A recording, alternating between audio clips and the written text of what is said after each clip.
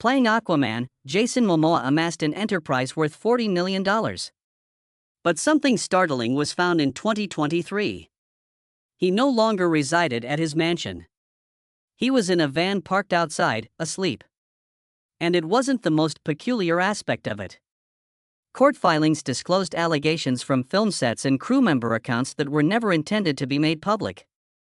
Everything changed when notes taken by therapists were revealed during a trial. No one could have predicted the deeper secrets of the man America trusted as a hero. Today, we are revealing the true events that transpired behind closed doors. Even before Jason Momoa could talk, his world had already collapsed. He was born in August 1979. At the age of 6 months, his parents divorced. His father, Joseph, was a painter from Hawaii who had been raised in a metal shack in Waianae with very little. Connie, his mom, was from a small, white Iowan town. As well as being a photographer. Their worlds couldn't have been more different. Both Connie and Joseph struggled to settle in Hawaii and Iowa, respectively. After their divorce, Jason found himself living with his mother in Iowa, thousands of miles away from the sea his father cherished. That distance never went away. Joseph would occasionally come to visit. Jason grew up wondering why, even after his father came around, he felt so distant. It was difficult to grow up in Norwalk, Iowa. Jason had a new appearance. The children made sure he never forgot that his features were more Hawaiian and his complexion was darker. His class consisted of only 100 pupils, and he was one of the few non-white kids. He was teased for his face, sandals, and even his pastimes. He enjoyed rock climbing and skating, which were not appropriate in his neighborhood. Children crammed him into lockers. He was referred to be a freak. During summer visits, he attempted to engage with his Hawaiian heritage, but they too rejected him, referring to him as haole, which means outsider. No place made him feel welcome. He didn't truly belong to either world, therefore he was torn between both. He was only 16 when he received his high school diploma in 1997. However, something felt strange even then. In those years, he played football with Brandon Ruth, another local lad. It was unknown at the time. But one day, they would both play superheroes. Superman is played by Brandon, and Aquaman by Jason. However, at that time, their high school squad never even qualified for the state tournament. The way two youngsters from the same tiny town who were once ignored on the pitch went on to become world famous is odd. Jason's career goal after graduating was to work as a marine biologist. Even as a high school student, he attended college-level biology subjects since he had always loved the ocean. He first attended a nearby Iowan institution before transferring to the University of Hawaii. But in 1998, everything was different. When he was 19, a fashion designer noticed him working part-time in a surf shop. His hopes about science stopped with that meeting. Jason earned Model of the Year 1999 in Hawaii within a year, and he even walked for Louis Vuitton. Later on, though, he made a startling admission. It was all a fabrication. To get noticed, he had made up a story about having modeled for high-end companies during the audition. Although it was untrue, it was effective. In the same year, he heard a radio spot advertising an audition in Baywatch, Hawaii. More than 1,300 people attended. For a chance, Jason waited for 7 hours. He didn't have a resume or any acting experience. The modeling narrative was made up of a lot of nerves and just that. But he had a distinctive quality. He was chosen. In an instant, he went from folding t-shirts in a surf shop to appearing on television as a lifeguard.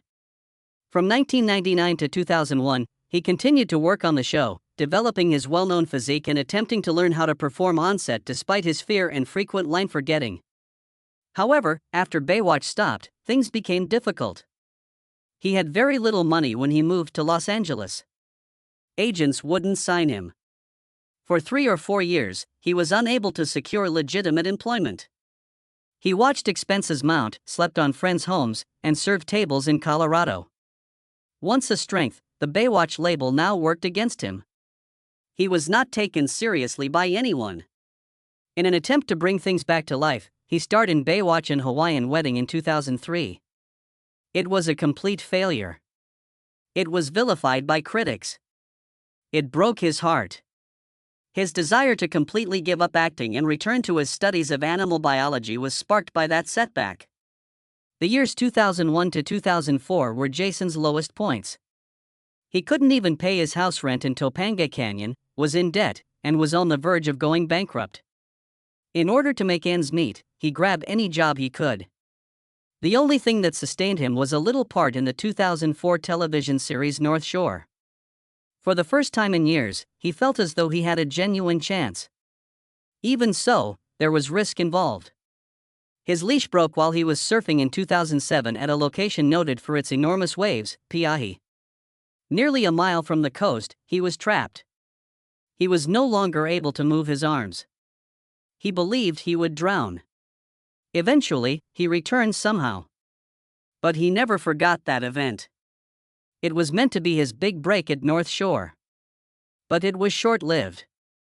The cost of each episode was about $2 million. The network invested more than $40 million in the program, including $1 million for the construction of a fictitious hotel set. The ratings, however, were poor. The series was canceled after only 21 episodes in 2005. There was an unresolved cliffhanger at the end. Jason starred in Johnson Family Vacation, a comedy, that same year. Even though it was his first film part, it didn't really help. He was never cast as a serious actor, but rather as the huge Hawaiian guy. After growing weary of playing the same parts, Jason began changing who he was. He started practicing Brazilian Jiu-Jitsu. He worked out cruelly. The AR-7 program is what he adhered to. 7 sets of 7 reps followed by 7 rest intervals. Almost every day, sometimes even 3 times a day, he worked out. Tuesdays were dedicated to the back, Wednesdays to the legs, Thursdays to the core, and Fridays to the arms and shoulders. He only took a break on the weekends. Despite being injured numerous times due to his intense training, he persisted. He desired to be prepared for a greater challenge. Later, that training paid off, but the network didn't do well with North Shore. By premiering the show in the summer of 2004 rather than airing reruns, Fox had taken a significant risk. It was their intention that the Hawaiian setting would attract attention. It failed. Even the show's name changed several times before they decided on North Shore. It was not able to hold an audience, even with the Hawaiian cast and staff and all the money spent. Following its failure, other networks also stopped producing major shows in Hawaii. Jason Momoa, who was only 25 years old at the beginning of 2005, had hardly any significant jobs under his belt. He had appeared in 21 North Shore episodes and 44 Baywatch Hawaii episodes. His name, however, was not well known. His appearance as Ronan Dex in Season 2 of Stargate Atlantis changed that. He was 6 feet 5 inches, physically striking, but the shocking part was that he had no martial arts background. Still, he told the crew he didn't want stunt doubles. He wanted to learn everything himself. So for months, he trained with stunt coordinator James Bamford, learning sword fighting and close combat. He bruised his ribs so badly during sword practice he could barely breathe. But he kept it secret because he was afraid of losing the role. By the end of that season, even the crew couldn't believe this was the same guy who once modeled for magazines. He didn't just look like a warrior. He fought like one. Then came the Setida episode in 2006. It was one of the most brutal episodes of the entire show. His character, Ronan, was tortured by the Wraith and forced to become a runner again. Momoa didn't just act the pain. He wanted to feel it. He refused to use padding. He skipped breaks. He shot for 14 hours straight. At the end of the day, he collapsed from exhaustion. The crew thought he was acting. But then he passed out for real. Paramedics were called, and the set shut down for 2 days. People started whispering that Jason wasn't just intense, he was dangerous in how far he'd go for a scene. His co-star, Joe Flanagan, later said Jason was brilliantly unhinged. But behind that intensity, there were constant fights. In interviews between 2007 and 2008, Jason said he made up about 40% of Ronan's sounds. grunts, growls, warrior-like breaths. All inspired by his Hawaiian grandfather. The writers didn't like it. One of the producers, Robert C. Cooper, wanted Ronan to speak more. Jason argued back. Ronan had been alone for 7 years. He wasn't supposed to talk much. He was a man of silence and action. When writers pushed for wordy scripts, Jason refused. He said they were trying to turn his character into a chatty tour guide. The tension got so bad, Jason threatened to quit the show unless they stopped watering down Ronan's backstory. In the end, they gave him more freedom. Off-set, things weren't smooth either. In 2007, Jason started dating someone who worked with a guest director. But his wild lifestyle, partying, gaming all night, showing up tired to set, started affecting his performance. During early episodes of Season 4, he was so off that it took multiple takes to finish scenes. David Hewlett, another actor on the show, called him out. They even had a public fight. Jason later joked that he liked everyone on set except David Hewlett. Their relationship didn't last, and the crew had to change shooting times just to work around his hangovers. Production costs went up by nearly $50,000 in overtime because of him. Things only calmed down when Jason met Lisa Bonet later that year. She gave him a serious warning: change or lose everything. But even after Stargate Atlantis ended in 2008, things didn't get easier. Jason had earned about $30,000 per episode, but by 2009, he was broke. He'd spent too much, managed his money poorly, and had no backup plan.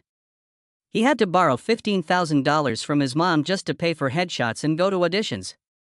At 29, he moved back into his childhood bedroom in Iowa and slept on a twin bed. He considered going back to modeling. He even thought about doing soap operas, something he swore he'd never do. For weeks, he lived on ramen noodles. He couldn't even afford gas to drive to auditions. His mom had to co-sign his apartment lease in Los Angeles because his credit was ruined. In 2009, everything changed because of one bold move. Jason went to his Game of Thrones audition not knowing much about the books. The script barely had any lines for Khal Drogo, so he asked if he could try something different. Then, without warning, he performed a traditional Maori haka. It was loud, fierce, and terrifying. The casting directors froze. They didn't know what to say. Then they asked him to come back and do it again for the camera. That moment landed him the role that would change his life. But again, he went too far. In 2011, during Game of Thrones filming, he acted out a rage scene that wasn't even in the script and ended up breaking a stuntman's arm.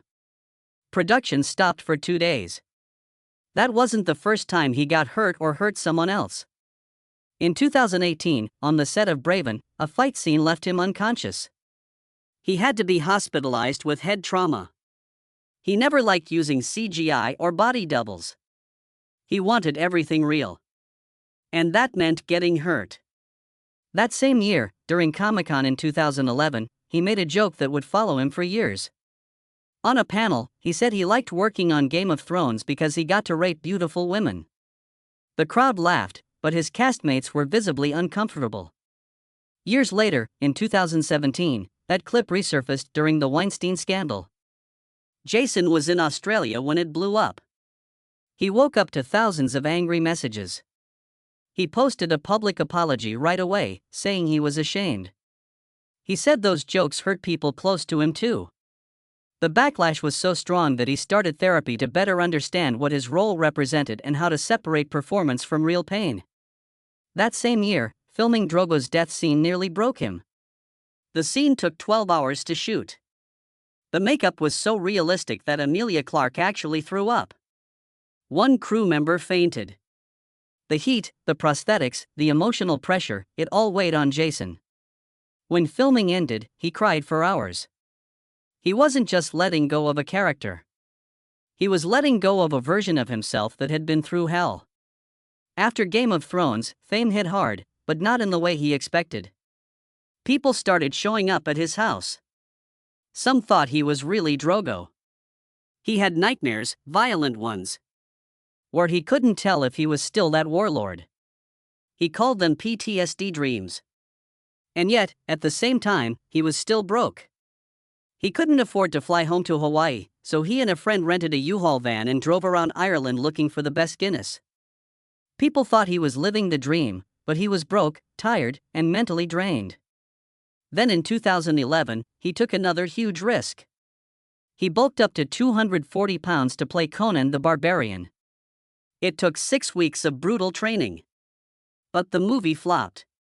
It made just $63.3 million against a $90 million budget.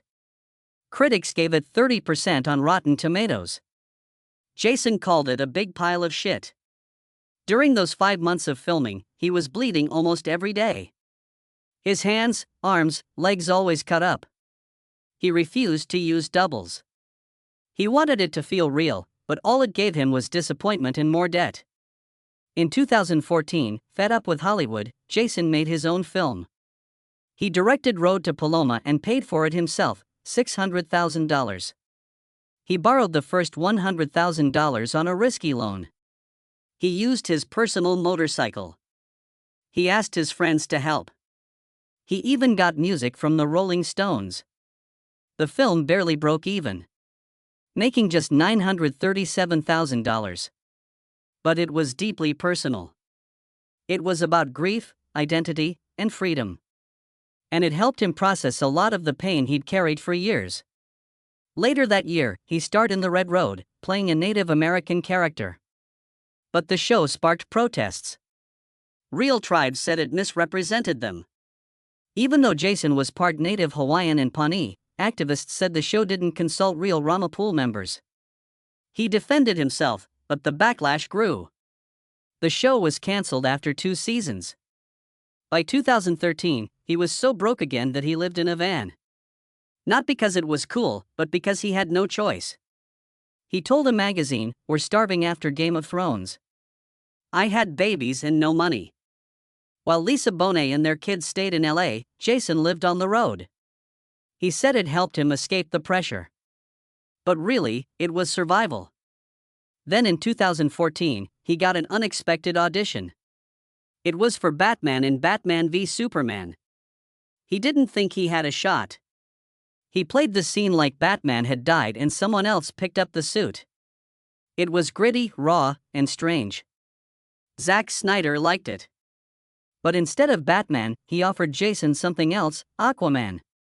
Jason was shocked. A brown Aquaman, long hair, tattoos, orange shirt. But Snyder had a vision, and Jason said yes. Filming Justice League in 2017 was chaos. Zack Snyder stepped away after a family tragedy. Joss Whedon came in and rewrote most of the film. They only kept about 10% of the original footage. Jason said the reshoots felt totally different. The movie underperformed, making $657 million on a $300 million budget. But fans weren't done. In 2021, HBO Max released Zack Snyder's original 4-hour version. Jason didn't film anything new for it. All his scenes were already shot. He was stunned people didn't realize those parts had always existed. That cut became the 4th most streamed movie on HBO Max. Then came Aquaman in 2018. It shocked everyone by making $152 billion worldwide. But behind the scenes, Jason and Amber Heard reportedly didn't get along. During Heard's 2023 trial, she claimed Jason came to set drunk and dressed like Johnny Depp. Warner Brothers denied it. They said Jason was professional. But the tension was real. By 2023, Aquaman and the Lost Kingdom was a mess. The film had delays, reshoots, and cost $15 million. Cameos were added, then removed. 6 companies worked on its visual effects, but it only made $440 million, less than half the original. For Jason, it was another reminder that success never comes easy. Jason Momoa had no idea what was coming when he took the role of Duncan Idaho in Dune. It was 2021 and the teen was shooting in the Wadi Rum Desert in Jordan, a place so dry and vast they called it the Valley of the Moon. The heat reached 120 degrees. It got so bad that the crew could only shoot for 2 hours in the morning and 2 hours at night. Momoa had to run full speed through sandstorms while wearing layers of clothes. He later said it was one of the hardest things he had ever done. Just to survive the day, they had air-conditioned tents on set through July and August. Director Denis Villeneuve didn't want fake backdrops. He wanted the cast to feel the endless desert. And Momoa did. He would sneak away on his lunch break and record personal videos of the sand, the sky, and the wind just to remember it all. 2 years later, in 2023, Momoa stunned everyone again. During Fast X, he was playing Dante, the villain. And during a high-speed chase scene in Rome, he decided to do the motorcycle stunts himself. No helmet, no green screen, just Momoa flying through Rome's old streets on wet cobblestones that were so slippery they felt like ice. Producers were watching the footage and praising the stunt double. Then someone told them it wasn't a double. It was Jason. He didn't tell anyone. He just did it.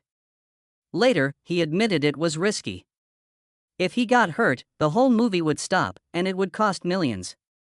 But he wanted the character to feel real. That's what made Dante stand out. But it wasn't all action and hero moments. Back in 2016, a very different side of Momoa appeared at the Venice Film Festival. He walked the red carpet for a film called The Bad Batch, playing a terrifying character named Miami Man. It was a low-budget dystopian thriller, filmed in the deserts of California with just $6 million. He acted alongside Keanu Reeves and Jim Carrey. The film was full of silence, dust, and danger. Momoa played a cannibal. His character hunted people. It was shocking to see Aquaman like that. But critics said it proved something. He wasn't just a muscle-bound superhero. He could play dark. He could go strange. And that would help shape his next moves. One of those moves was a quiet film called Braven. It came out in 2018. The work started back in December 2015. It was winter in Newfoundland, Canada, and it was brutal. Momoa co-produced the film. He wasn't just acting. He was helping build it.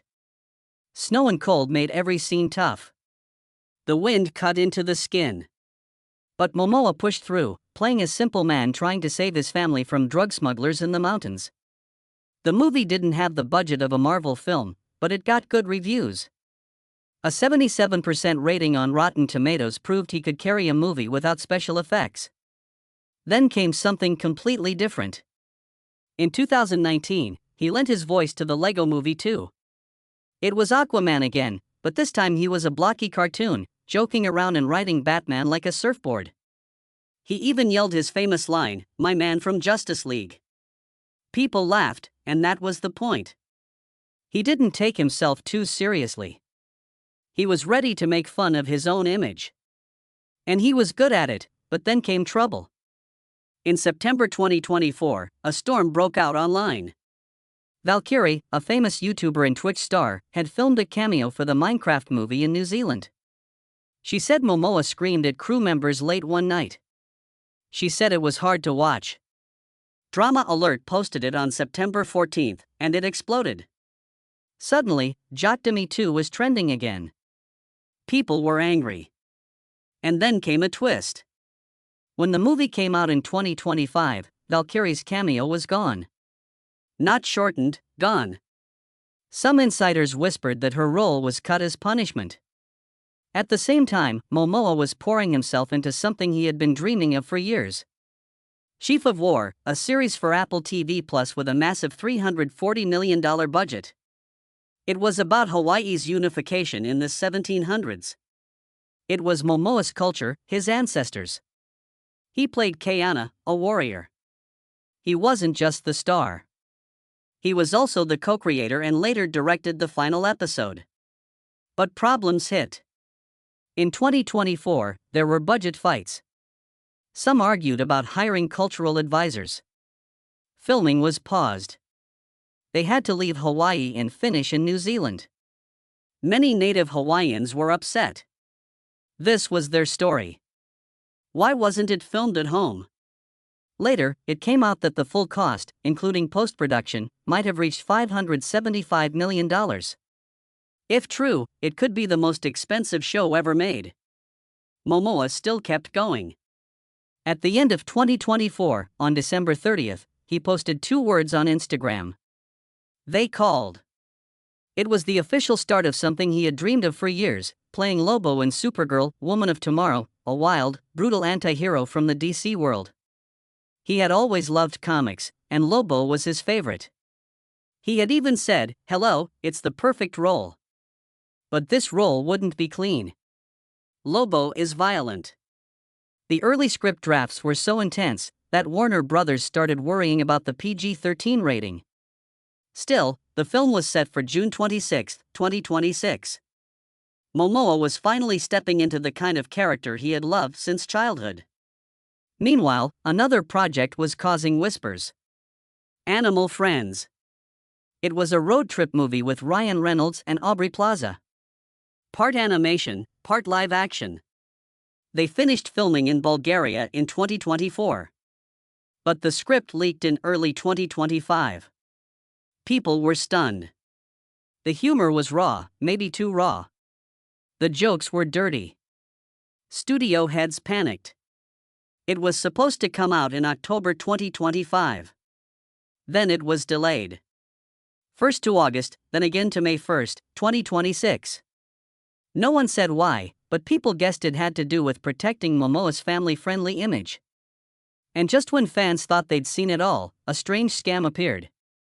In November 2024, fake ads started appearing promising people they could invest in Hawaiian real estate with Jason Momoa. He had nothing to do with it. He immediately spoke out saying the ads were lies. But then he did something unexpected. He revealed that in 2024, he had donated $12 million to protect native Hawaiian lands. He also reminded people that in 2023, he became a UN advocate for life below water. His company, Mananalu, had been giving money to clean oceans, and he wasn't just giving cash. He was showing up at protests, fighting to stop construction on sacred Hawaiian lands. Then came the stories about his personal life. He had met Lisa Bonet in 2005. By July 2007, their daughter Lola was born. In December 2008, their son, Nakoa Wolf, arrived. They married quietly on October 7, 2017. But exactly 3 years later, on October 7, 2020, they separated. They kept it hidden for over a year. Lisa finally filed for divorce on January 8, 2024. No money was requested, no court battle. It ended in a single day. The papers revealed they'd been living apart since 2020. Momoa asked for joint custody. By then, Lola was 16 and Nakoa Wolf was 15. And then came Isa Gonzalez. Just a month after his split with Lisa went public, he was seen with Isa in February 2022. By May, they were official, but it didn't last. In June, they broke up.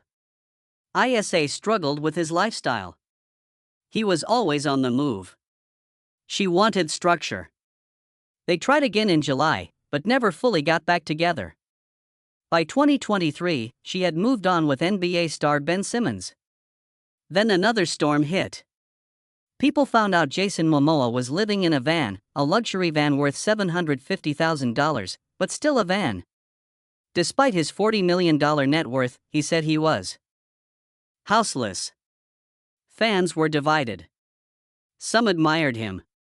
Others called it performative. The van had a shower, kitchen, everything. He parked it near his old house. He said it was about being close to nature. Some called it hypocrisy. Others said it was his way of returning to his roots.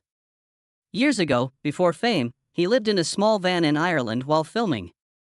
But darker news was waiting.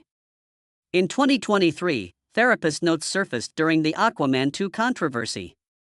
Dr. Don Hughes had written that Jason showed up drunk, acted like Johnny Depp, and even wanted Amber Heard fired. The dates matched the 2021 filming schedule. The accusations were serious. Around the same time, Valkyrie's story about him yelling at the Minecraft crew came back into focus. Warner Brothers denied everything. They said Jason was always professional, but people remembered something else, too. Back in 2011, he had joked during a panel that his role in Game of Thrones involved getting to rape beautiful women. He had apologized. But now, those words were back in the headlines.